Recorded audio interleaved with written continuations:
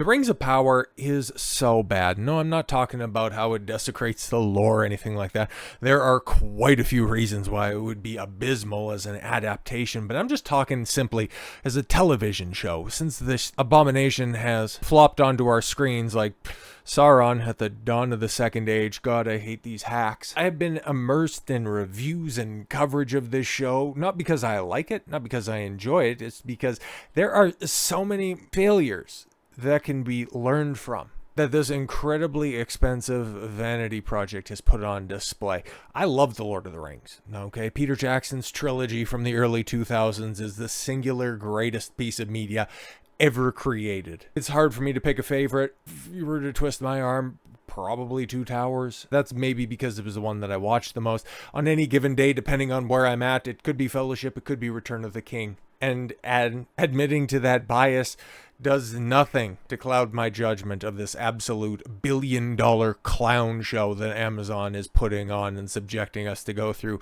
It's amazing. It's amazing the lack of talent Patrick McKay and J.D. Payne have. Like, there are places that you can go to refine talent. Like, at one point in time, colleges and universities were worth a damn for aspiring authors to go ahead and hone their craft, but there is nowhere that you could go that they could teach you this type of anti-talent.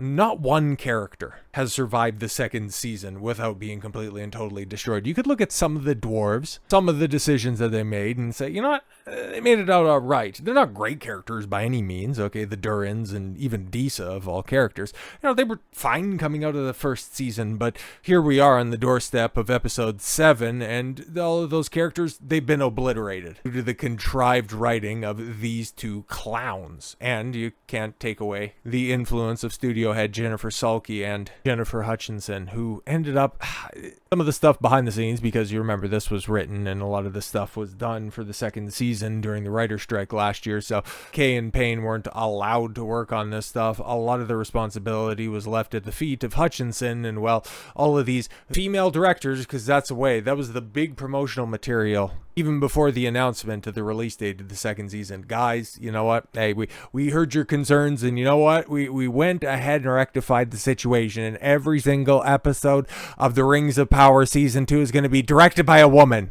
Oh, that's what we need. And there's going to be more big battles, which apparently is what episodes 7 and 8 are going to be dedicated to. Yay, because big action scenes will go ahead and confuse the normies, but people paying attention will be able to see all of the contrivances, all of the character flaws put on Main Street, because all of those conflicts just simply get exacerbated from there. But we've got to wait, because I've listened to quite a few breakdowns of episodes 6 and everything prior to that, and I'm pretty well versed in what's going on right now. And I'm like many of the people that are out there, haven't watched the show, but watched a lot of the coverage on it, because nobody is watching this crap. Every time we talk about reviews, and frankly, there's a metric that I'm going to show that kind of even shocked me, just how few people are watching this billion-dollar production. Never forget that the Lord of the Rings, the Rings of Power, showrunners attack Tolkien fans as viewers abandon the show en masse. Yeah, because there's no reason to stick around, because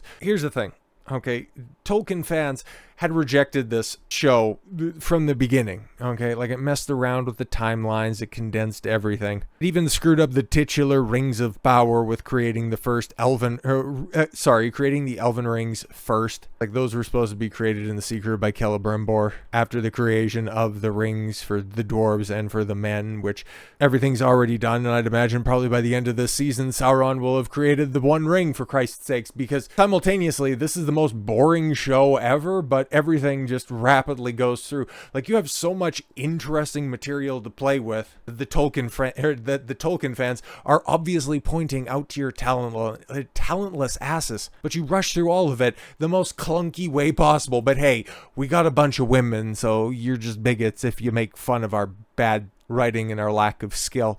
Lord of the Rings, Rings of Power showrunner J.D. Payne decided to attack the fans of author J.R.R. Tolkien, as fans have abandoned the show en masse. Speaking with the Hollywood Reporter, Payne said the Fellowship had to look at each other for those who support it, and to remember what it's fighting for. And when we see millions of people are watching this and responding so positively to it, that's who we're fighting for.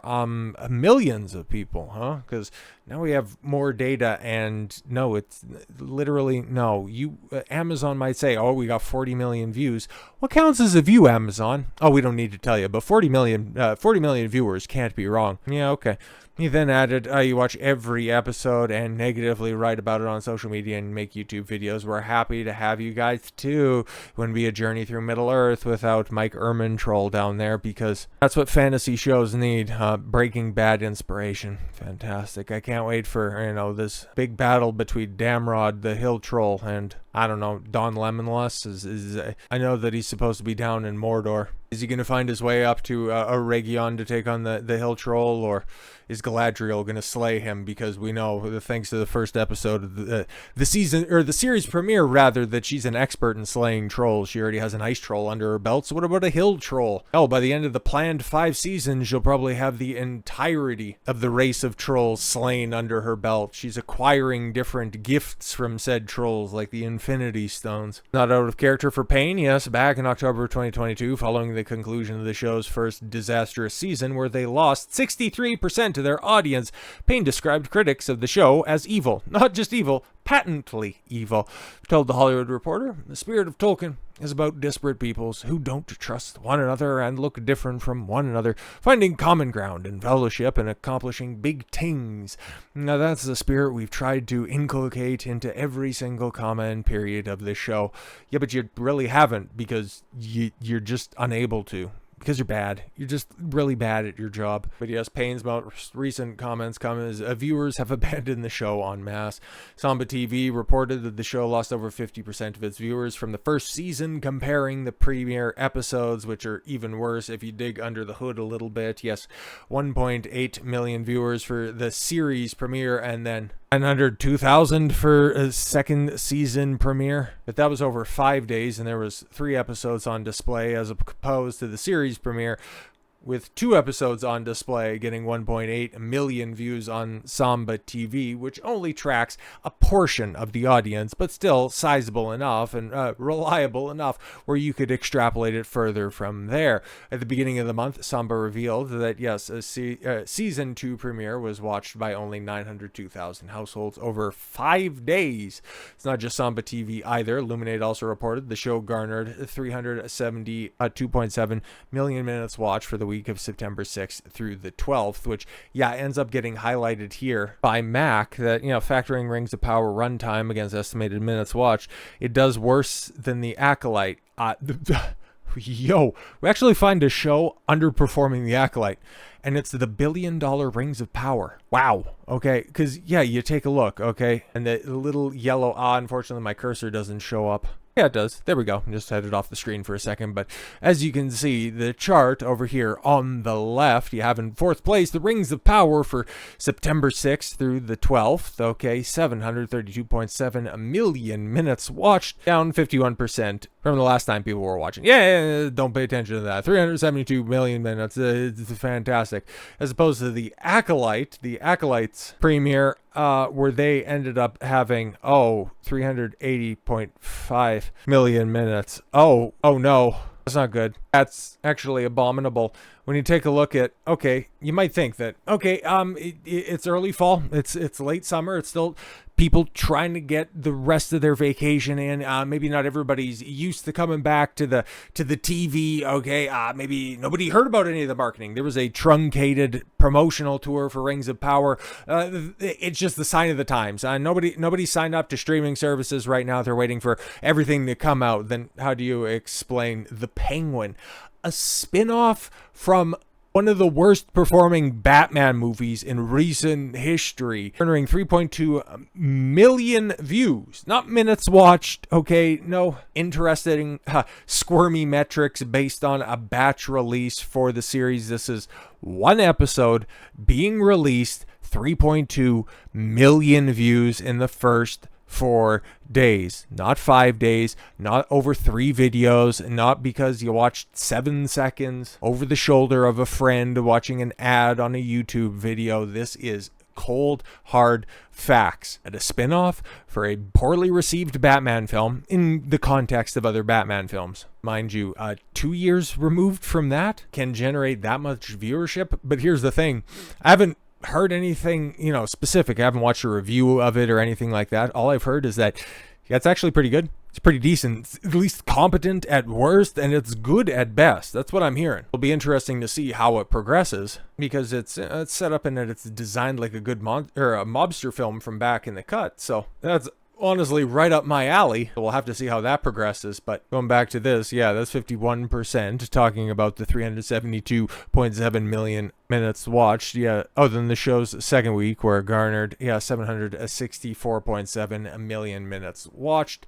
In its first week, the show only garnered 63.2 million minutes watched, albeit it was only available to watch for a single day in Illuminate's weekly window. So on the release day, barely anybody cared. Good stuff. Variety reported the show failed to chart in the top 10, but instead was 37th on Illuminate's chart in its first week. Oh, brother. But yeah, we've also been thinking, and also, when I've been listening to all of the coverage of this show, it's like, okay, cool. Amazon is dedicated. And they say that, oh yeah, no, we're still steadfast and we're going to go ahead with our previously scheduled 5 seasons. Nothing's going to stop us from moving forward. But I'm also seeing everything that's, especially leading up to the conclusion of this season. And frankly, it's kind of wild to think that we're at the end of the second season. We're 14 episodes into this, which is wild to think about, but this is where we're at. And they've rushed through a lion's share of the lore. And unless Patrick and JD are just going to go ahead and fill in the gaps that Tolkien, he just wasn't talented enough to think about or write down at least. They're just going to go ahead and make up all the lore. They've ran out of big things to fill the next few seasons with, if we're going to be completely honest. I wouldn't be surprised if Numenor doesn't get sunk by the end of this season. Like, they've laid into that super hard. That could be the conclusion of the third season, okay?